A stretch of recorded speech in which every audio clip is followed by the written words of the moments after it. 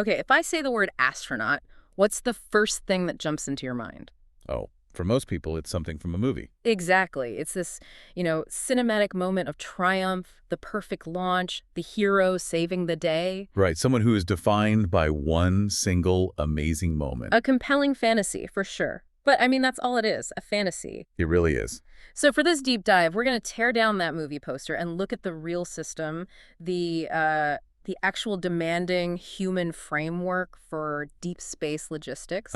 we're calling this one What It Actually Takes to Go to Space. No fantasy edition. I like it. Our mission today is really to cut through all that noise and give you a shortcut to being, well, deeply informed about what human spaceflight really requires. Mm. We're moving way beyond the media stuff. We're Mhm. focusing on the truth of it, the preparation, the psychological maturity, and contrasting these, widespread myths with the actual logic that space agencies use, and private programs too.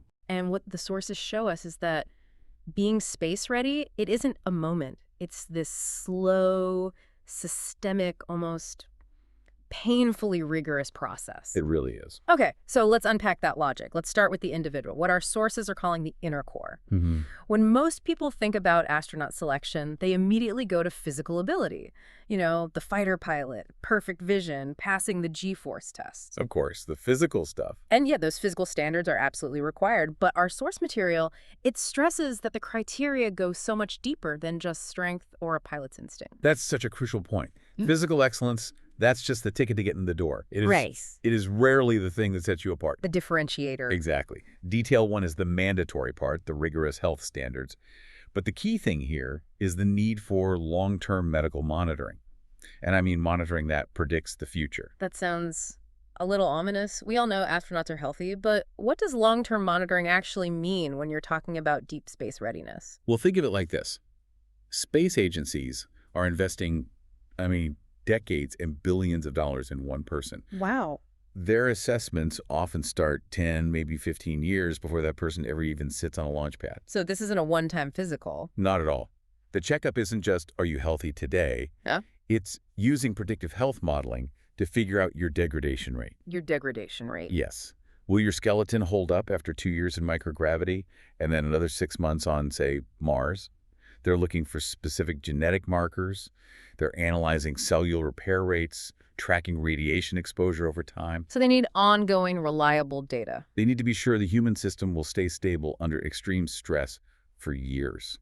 Stability is everything, not, momentary peak performance. It completely reframes the whole idea of the physical ideal. It's not the Olympic athlete. It's the human system that has the highest chance of just staying stable for a very, very long time. Precisely. But this is where the sources get really fascinating, the psychological core. So if physical health gets you into the candidate pool, Right. the psychological framework seems to be what actually decides who gets the seat on the rocket. So what are the key things they're screening for? The true differentiators are almost always psychological. There are 3 traits that are consistently prioritized, and they're all kind of intertwined. Okay. Psychological resilience, tolerance for isolation, and this is the big one, high emotional regulation. Mm. The sources are just crystal clear that these so-called soft skills are the foundation of mission success. Well, we hear those terms a lot, but how do space agencies actually measure something like high emotional regulation? I mean, how do you predict performance in a tiny capsule millions of miles from home? They use these extensive long-duration confinement studies. Behavioral assessments designed to introduce very specific stressors. This is not a personality quiz. Right. Think about the isolation phase. Candidates might get put in a mock habitat, sometimes it's underground, or in a remote polar region for months. For months. Oh, yeah. And then they'll introduce unexpected high-stress technical failures during that time, just to watch how they react. Do you panic? Do you blame other people? Or do you maintain what one source called a consistent, low-variability psychological output? That's the one. Do you stay level under duress? So even if a candidate is brilliant, like a Nobel Prize-winning physicist, Mm-hmm. but they have a volatile temper, or they just react badly to stress, They're a massive systemic risk. especially for deep space. That's the core insight here for you, the listener.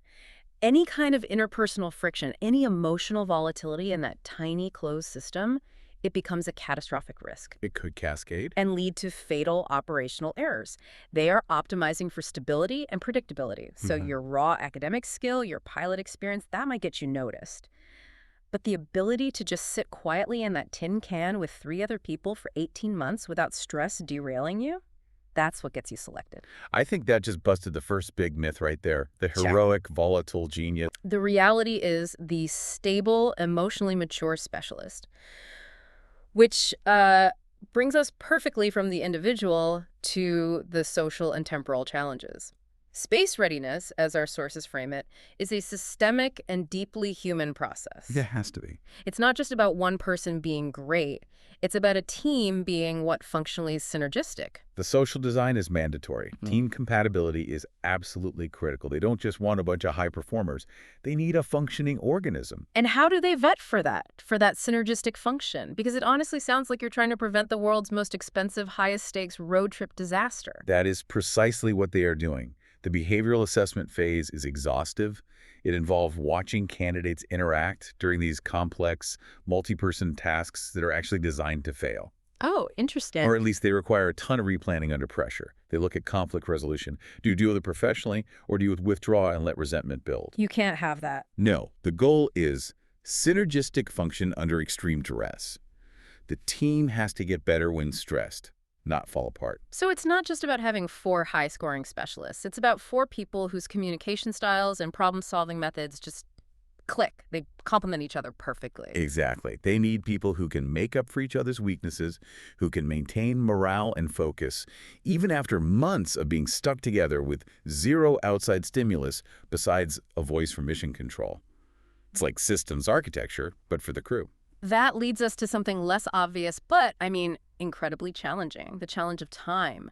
We spend so much energy talking about the speed of rockets, but we rarely talk about the psychological weight of the clock just ticking slowly. This temporal tolerance, as they call it, is a defining and, often overlooked part of the whole logic for deep space. Why is time such a huge psychological filter, especially for missions to Mars or even further out? Because deep space missions are they're inherently slow. Candidates have to have a profound tolerance for these long timelines, for coping with persistent, low-level uncertainty, and maybe the hardest part, accepting delayed outcomes.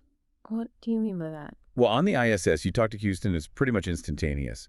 On a Mars mission, you have a huge communication delay. And the feedback on whether your work was a success, you might not know for years. Wow. You have to work flawlessly today on a life support system or a geology experiment. But the payoff, that moment of discovery, it might not happen until long after you're gone. Maybe the next crew finds it. That requires a level of psychological maturity that feels almost anti-modern life. We're all trained for instant feedback, immediate results. Right. You have to be someone who can commit to a goal knowing the reward is purely theoretical for a long, long time. It means you have to be able to decouple your effort from any kind of immediate gratification. The best candidates show patience and an unwavering focus on the process itself, which, links right back to that resilience we talked about earlier. Okay, now let's pivot to what I found to be the most surprising part of the sources. It's about the external factors. We've talked about what makes a person successful, but the sources are clear that most qualified candidates are filtered out for non-heroic reasons. Right. It's not about failing the centrifuge. It's about these external institutional constraints. This is where we have to look past individual merit and see the systemic realities that really decide who gets picked. The big picture. These external constraints are powerful filters, and they don't care how smart or fit or emotionally resilient you are. You could check every single box we've talked about and still get filtered out by things totally outside of your control. Let's break those down. Let's start with the biggest one. The financial realities. Well, missions are incredibly expensive. Government budgets, they go up and down with economic cycles, with competing priorities. So if a big deep space program gets scaled back, or a planned habitat is just canceled, the need for an entire class of specialists, say planetary geologists, it just vanishes overnight. You could be the most qualified person in the world for a lunar-based mission. But if the selection pool closes for 5 years because of a funding freeze, You've aged out. or you had to move on, Yeah. your selection is fundamentally tied to the agency's cash flow. So the window of opportunity is just incredibly narrow, and it's based on an institutional hiring schedule that might not even exist next year. Exactly. And then you have the institutional realities. Mm. Agency structures change, priorities shift, and mission architectures evolve. What was a crucial skill 10 years ago might be almost irrelevant today. Like what? For example, during the shuttle era, being a military jet pilot with tons of flight hours was a huge plus. Now, agencies are pivoting to commercial partners, to deep space habitats for asteroid mining or Mars settlement. So priority shifts. It shifts dramatically. Mm. Now they're looking for multidisciplinary scientists, complex systems managers, robotics specialists. That's a perfect example of a non-heroic filter. You were trained to be an amazing pilot, but the agency decided it only needs scientists who can manage a habitat for 2 years. Your skill set, as excellent as it is just not the right component anymore. It's a ruthless system of institutional supply and demand. And that brings us to the third filter, which is often the most destabilizing one, the political realities. The big one, the one that affects every government program. How does politics become a filter for astronauts? Political decisions, they drive the ultimate goals.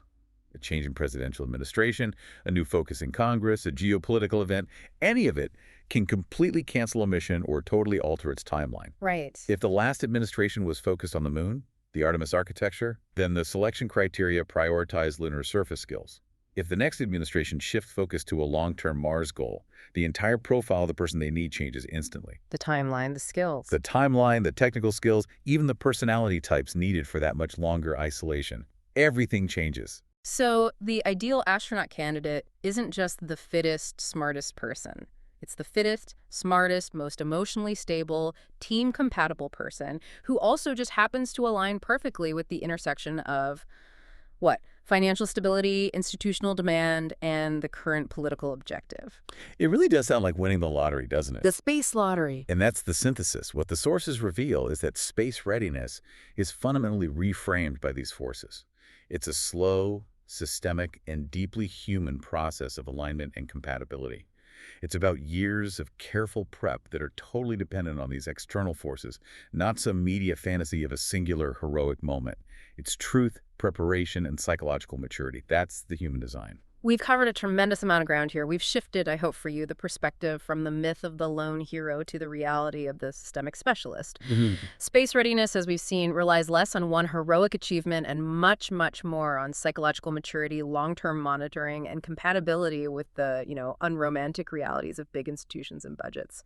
And that really leaves us with a final thought to mull over. If this entire process prioritizes stability, compatibility, and tolerance for delayed outcomes over some singular volatile genius, if the system is designed to filter out the maverick in favor of the resilient team player, what does it tell you about the kind of person who will actually lead the charge into deep space? A different kind of person. The person we imagine will go is the dashing, daring risk-taker. But the person the sources show us who will go, that's the highly regulated, infinitely patient, and institutionally aligned specialist. How profound is that difference for the future of human exploration?